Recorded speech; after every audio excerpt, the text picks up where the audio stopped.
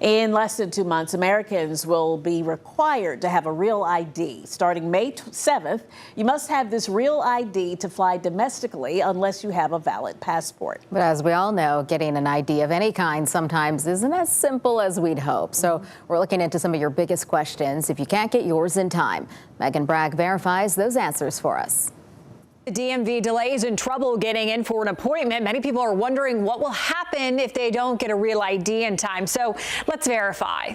Our sources, the Department of Homeland Security, TSA, and the North Carolina Department of Motor Vehicles. So let's take a look at our first question. Do you need a real ID in order to fly?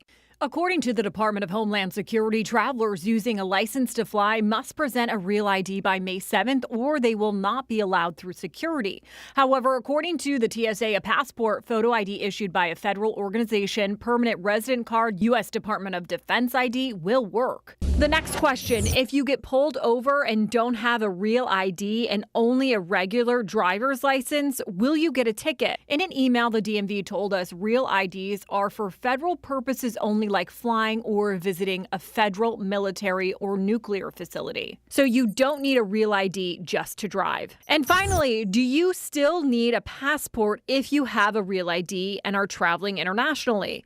According to Homeland Security, if you are traveling internationally, you will still need your passport. This includes both flying and sailing on cruises. If you are traveling domestically, you will only need one of those documents.